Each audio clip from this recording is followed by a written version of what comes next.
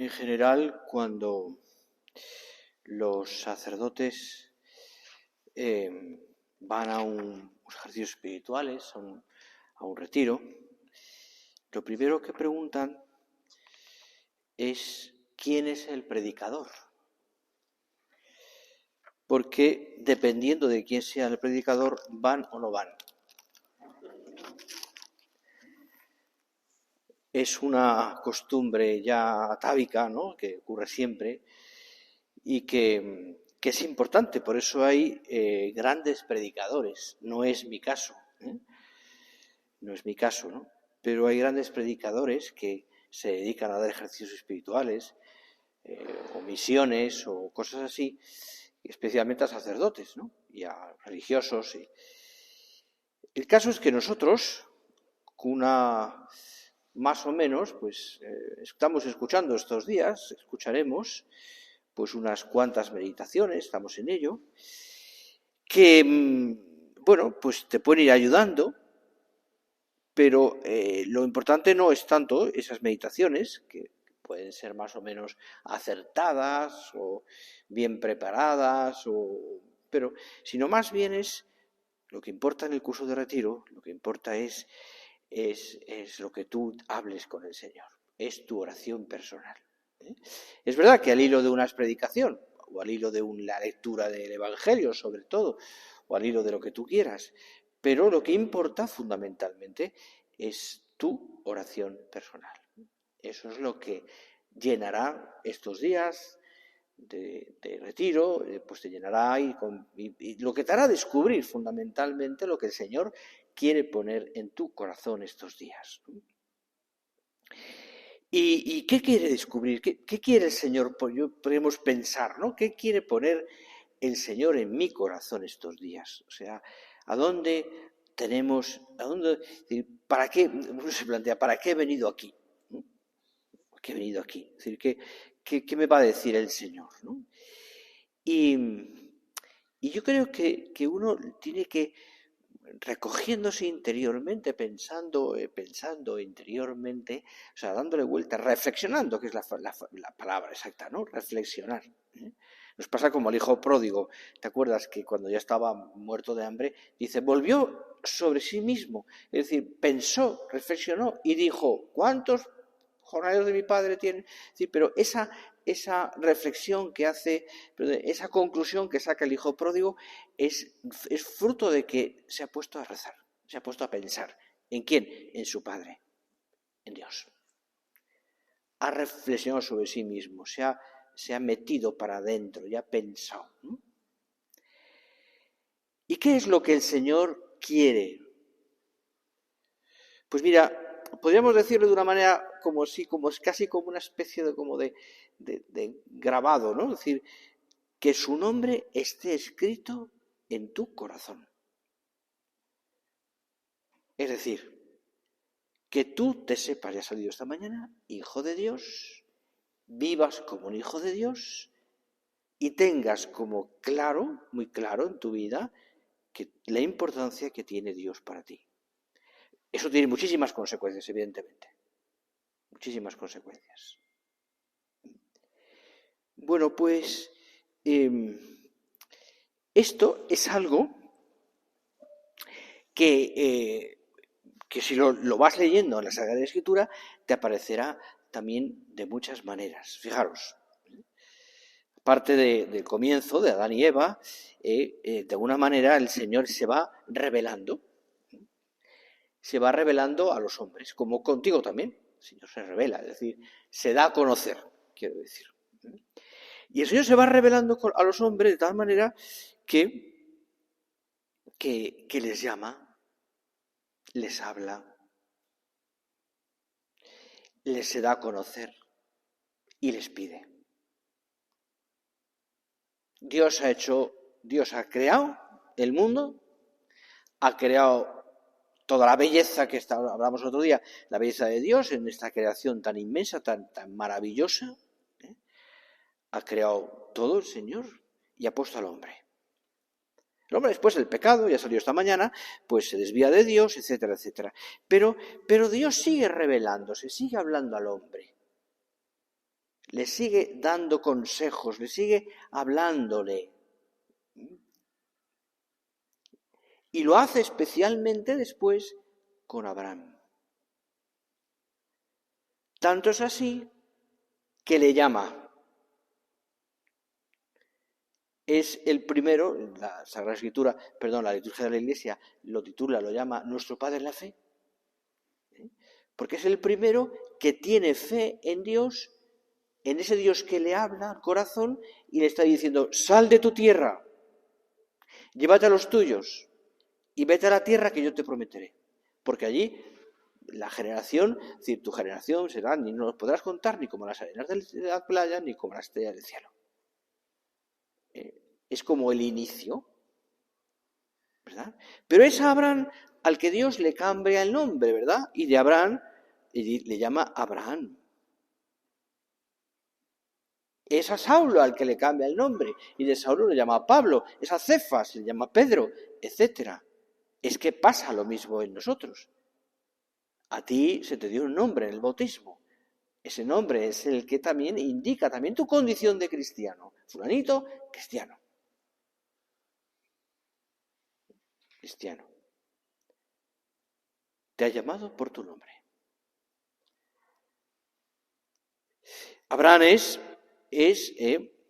una de esas primeras personas que han pasado a la historia por haber respondido a una llamada de Dios.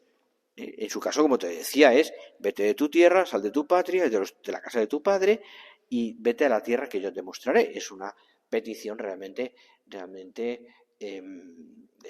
difícil de entender. ¿Por qué? Porque a salir de su ámbito, de su lugar de confort y empezar una nueva aventura, ¿no? Es decir, que tiene éxito después, aunque pasan muchas vicisitudes que tampoco vienen al caso ahora. Pero después viene Moisés, y después viene Samuel, y después Elías, y los profetas, todos ellos escucharon la voz del Señor. El Señor les invitó de alguna manera a todos ellos, entre comillas, a salir de su tierra, a salir de su lugar, a comenzar una nueva vida en compañía de Dios. ¿Qué les prometía? Cosas grandes. Haré de ti un gran pueblo. Te bendeciré.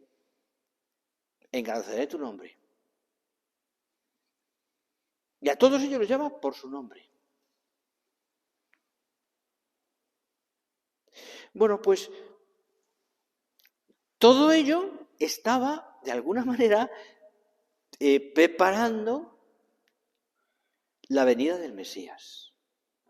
Y todos aquellos profetas y padres del Antiguo Testamento van como encaminando la realidad, es decir, el pueblo elegido, pues todo lo que pasa, todo eso, hasta que llegase el Mesías. Y entonces, los llamados de Dios por Dios ya no solamente escucharon a Dios, sino que además vieron el rostro humano de Dios, Jesús de Nazaret. Jesús de Nazaret. Llega un momento en que la encarnación hace que esa llamada de Dios se manifieste a través del rostro de Dios en la tierra, Cristo. Y Él también llama. Pedro, Andrés, Felipe, Natanael, la Magdalena. Y después de la ascensión de Jesús al cielo, podría parecer que Dios se ha retirado de la historia, y no.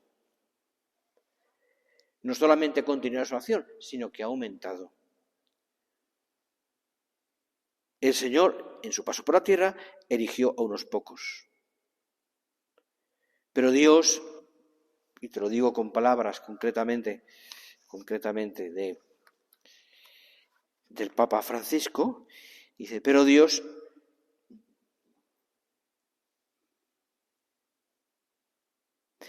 ha cambiado los planes de millones de hombres y mujeres, abriéndoles horizontes que ellos mismos no habrían podido ni imaginar.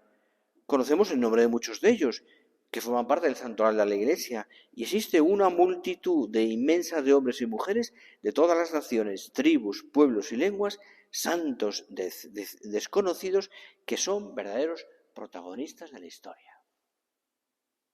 Bueno, pues ahí estamos tú y yo. Ahí deberíamos estar tú y yo. También. Porque Dios hoy también sigue llamando, sigue buscando. Le gustaba considerar esta frase a San José María cuando decía esas palabras del profeta Isaías. Decía, yo te he redimido y te he llamado por tu nombre, tú eres mío.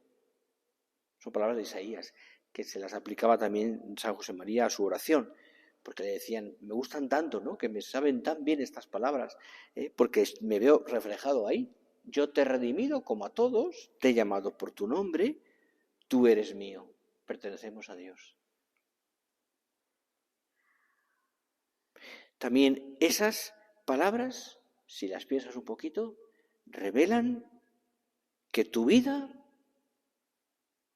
con todas sus circunstancias, es importante para Dios.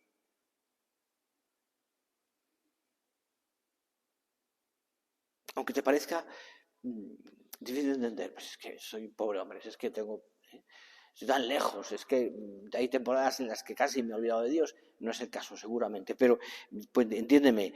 Pero tu vida es importante para Dios. Cuenta contigo. Te invita en cada momento.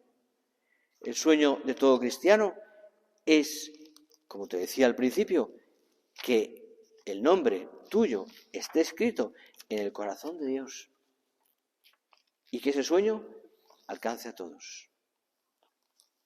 Al fin y al cabo, la vida nuestra es un luchar para llegar al cielo. No solamente tú, sino también los tuyos.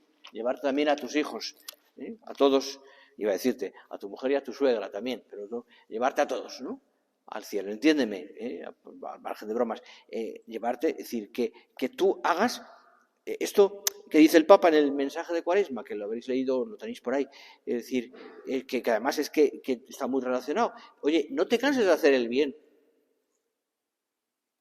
O sea, tu nombre está escrito en el corazón de Dios. Dios a ti te ha llamado también como cristiano. Tienes una vocación de cristiano y, por tanto, una vocación de santidad. Es donde voy. Una vocación a la santidad, una vocación a hacerte santo ahí donde estás. Siendo muy de Dios.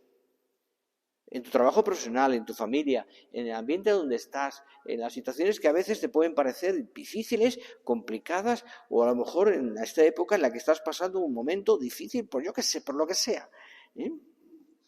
También. Nuestra vida es un encuentro continuo con Cristo y tenemos que aprender, te lo pedimos, Señor, que sea así, a encontrarte en cada instante.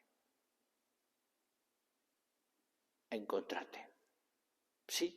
Con el móvil al oído, gestionando cosas, corriendo de un sitio a otro, llegando a casa pues agotado, levantándote de madrugada, luchando por educar a tus hijos, por sacar adelante a la familia en lo profesional y en lo económico, o sorteando o luchando contra una enfermedad o lo que sea. Sí, hemos vivido en estos años, ¿no? Estos años llevamos, ¿no? Una situación también que nos ha cambiado la vida, la pandemia, ¿no? Y que nos ha hecho cambiar muchos conceptos y maneras de vivir, ¿verdad? Hemos aprendido, muchos nos ha tocado, muchos de vosotros, hemos aprendido a vivir de otra manera, pero también en esas situaciones hemos encontrado a Dios y lo hemos buscado. El mundo está en esa situación ahora mismo de una guerra y una situación tremenda, y el mundo también, y la gente, y fijaros, aparecen tantos testimonios estos días, ¿no? Pues a favor de la oración por la paz, la gente que es solidaria. Es decir, Dios está ahí, en una situación además injusta y todo, pero el Señor está ahí, hay que encontrarle. Pero eso no solamente en situaciones extraordinarias como esta, sino en la vida de cada día. Tu nombre está escrito en el corazón de Dios. Dios te pide que sigas ese camino, que lo encuentres, que le quieras allí. Sí, es verdad, tenemos la experiencia de nuestra debilidad. Es verdad. Cuando se me presentan estos panoramas tan enormes o tan impresionantes y a veces difíciles de comprender, uno dice, pero si soy tan poca cosa, si tengo tantos errores, si yo no doy para más, al margen de uno piensa si no tengo tiempo, etcétera, etcétera, ¿no? Pero también tuvieron errores Moisés y Jeremías y Abraham y Elías y Pedro y Pablo y los demás apóstoles y los santos y Agustín. Todos, podríamos seguir, tuvieron errores, pero todos sabían perfectamente que Dios contaba con esos errores y esas debilidades y esas deficiencias, por supuesto. Sabían perfectamente que Dios contaba con eso.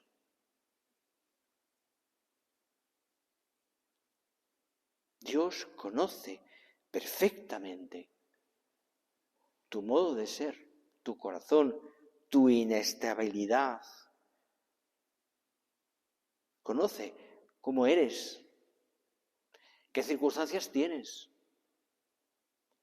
cuál es tu situación en todo su ámbito, ¿no? Y viene a buscarnos.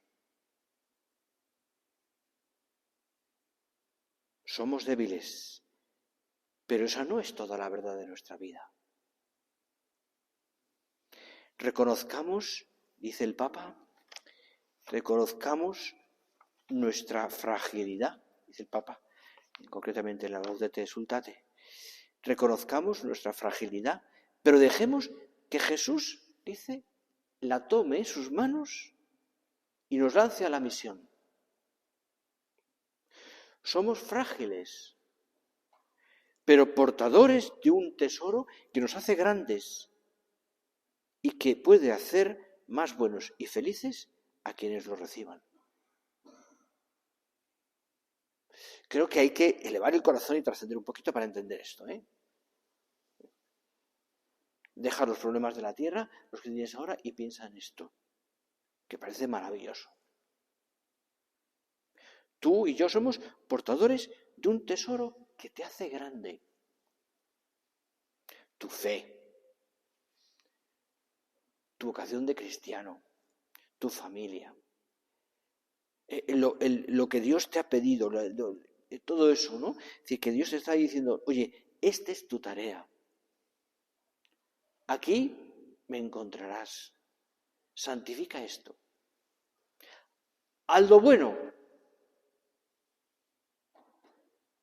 Hazlo, cámbialo. Es como una llamada divina que está llena de misericordia. Es la señal de que Dios me está dando una tarea como cristiano porque le importo, porque me quiere. Dios cuenta contigo, también el Papa en una homilía, por lo que eres, no por lo que tienes. Decía a los jóvenes, ante Él nada vale la ropa que llevas o el teléfono móvil que tienes. No le importa si vas a la moda. Le importas tú, tal como eres. A sus ojos vales y lo que vales no tiene precio.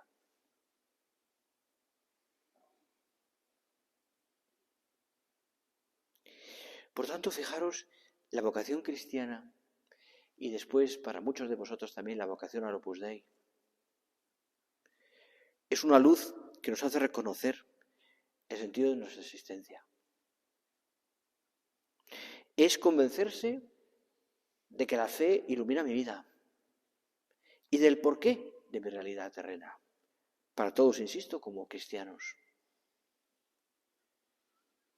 Y si lo vemos desde ese punto de vista de nuestra vocación cristiana y de la misión que Dios nos da, veremos que nuestra vida, la presente, la pasada y la que vendrá, cobra un relevo nuevo. Una profundidad que antes no sospechábamos. Si nos limitamos a vivir en dos planos solos, sin elevar los ojos a Dios, nos quedaremos siempre en las dificultades, en las miserias y en no puedo, no puedo, no puedo. O me parece imposible llevar una vida verdaderamente cristiana en una situación que tengo profesional o familiar o que sea, que me parece incompatible. ¿No es verdad? No es verdad.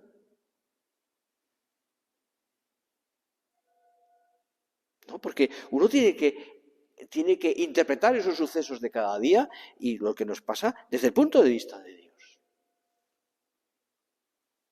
Por supuesto, porque para Dios las cosas no son indiferentes ni banales. Todas tienen importancia. Las cosas más pequeñas. El que, no sé, se me ocurre, por decirte de alguna manera, el que llegas a casa agotado y te toque, acostar al pequeño y rezar con él y cuando estás agotado y pues lo que quieres es echarte un rato, ¿no? En el sofá y ver una serie, yo qué sé, o lo que te apetece es otra cosa, pues esa acción pequeñita de cariño ante un hijo tiene un valor incalculable. Por ponerte un ejemplo, ¿no? Cuando sonríes y no te apetece nada porque estás agotado, o cuando tu mujer te pide un cariño y pues tú pues te cuesta dárselo en ese momento porque estás con otra cosa en la cabeza, o podemos poner miles de ejemplos.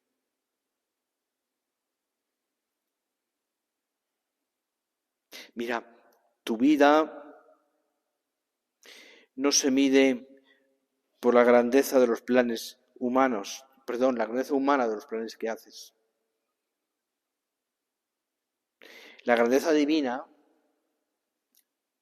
se mide por el gran plan, el único que es grande, importante para ti, que es la redención. Por supuesto. Y esa redención en la que tú formas parte y yo también, se está realizando ahora. Y tú la realizas con Cristo como corredentor. Por supuesto.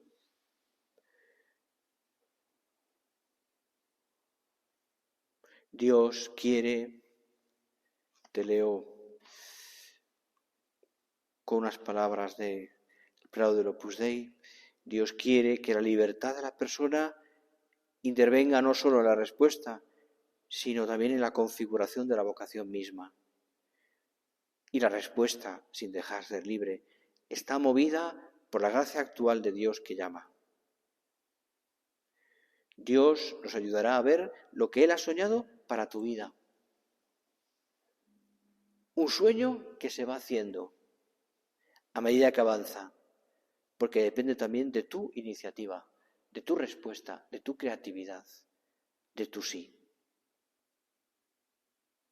Y a medida que avanza tu vocación cristiana y se va haciendo más fuerte, más sólida, más resplandeciente, ayuda a los demás, también pues va haciéndote mejor a ti. Y como consecuencia, porque todo se comunica, tú haces mejor a los demás.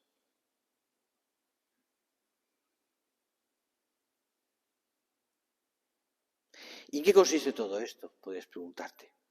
¿En qué consiste realmente una llamada de Dios a la santidad? Pues en primer lugar, yo te diría, y aparece en la Sagrada Escritura, es, cuando llama a los apóstoles, es vivir con Él. Los llamó a estar con Él y después a una misión. Vivir con Dios. ¿Qué significa eso? No se trata de hacer cosas especiales, sino de hacer todo con Dios. Y todo por amor.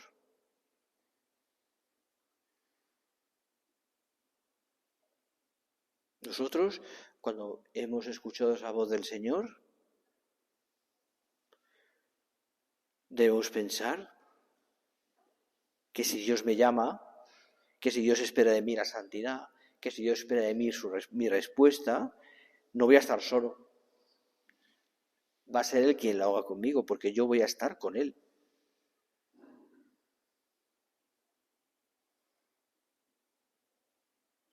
por supuesto.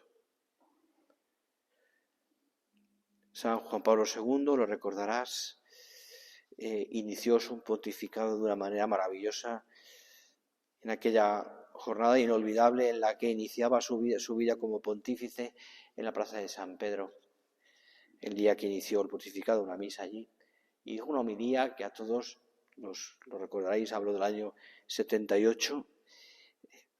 Yo me acuerdo muy bien de ese momento porque estaba sirviendo a la patria en la mili en ese momento, y eso marca, ¿no? Y recuerdo, ¿no?, esas palabras del Papa que retumbaron en el corazón de todos los cristianos. Non avete paura, dijo en italiano, no tengáis miedo. No tengáis miedo, abrid las puertas a Cristo.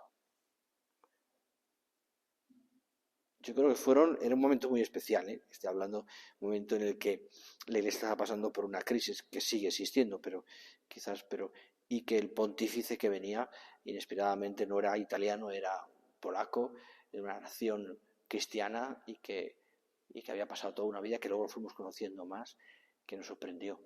Y que con una autoridad, porque la tenía, podía decir esto: no tengáis miedo, abrid las puertas a Cristo. Yo tengo ese recuerdo, y tengo después el recuerdo también que a mí me dejó muy impactado también años después, muy poquito después, creo que fue en el año, bueno, no tanto después, no poco, sino año 89. En aquella, quizás alguno de vosotros con menos años estaba allí, con menos años iba a decir, con más pelo, ¿no? Estaba allí en el Monte del Gozo, aquel año 89, en julio, creo que recordar. Yo no vivía en Galicia todavía, vivía en Zaragoza, pero fui allí con un grupo de chicos y un grupo de chicas y de más gente, ¿no? Y aquel monte lleno de polvo y de impresionante aquello, ¿no? Pues yo recuerdo las palabras.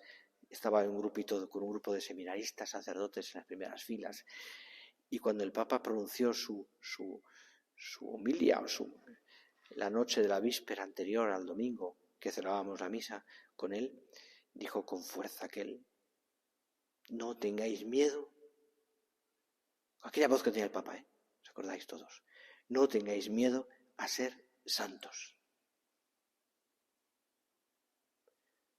Yo lo recuerdo como si estuviera escuchando ahora mismo, porque me impactó muchísimo. Era como una llamada, decir, de alguien que tú sabes que es Cristo en la tierra, el vicario de Cristo en la tierra, que te está diciendo en un momento además en lo que necesitábamos esa esperanza: oye, no tengas miedo a lo que Dios te pida.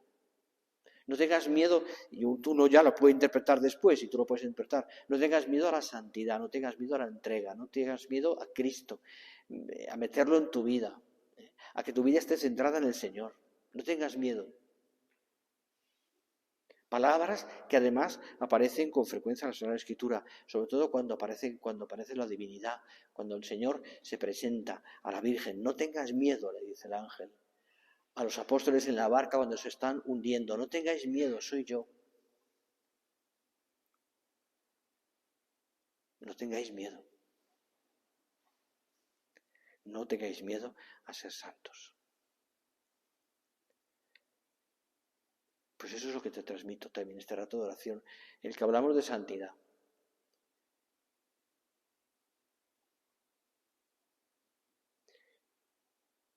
Quien deja entrar a Cristo no pierde nada de lo que hace la vida libre, bella y grande, decía Benito XVI. Solo con esa amistad se abren las puertas de la vida. Solo con esa amistad se ven realmente las grandes potencialidades de la condición humana. Solo con esa amistad experimentamos lo que es bello y lo que nos libera. No tengáis miedo a Cristo. Él no quita nada, lo da todo. Quien se da a Él recibe el 100 por 1. Sí, abrid de par en par las puertas a Cristo y encontraréis la verdadera vida.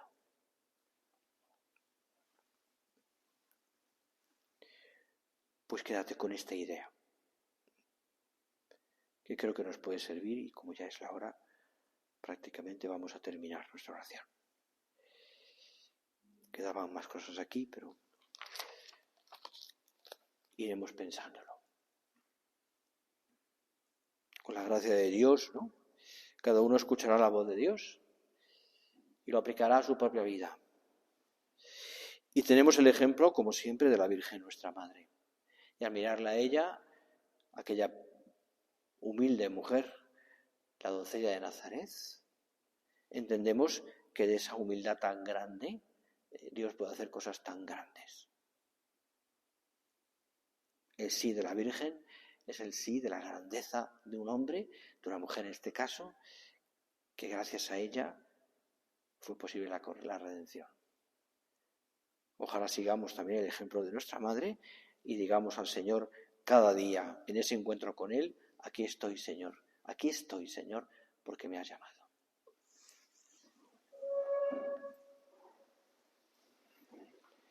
Te doy gracias, Dios mío, por los buenos propósitos, afectos e inspiraciones que me has comunicado en esta meditación. Te pido ayuda para ponerlos por obra. Madre mía Inmaculada, San José, mi Padre y Señor, Ángel de mi guarda, interceded por mí.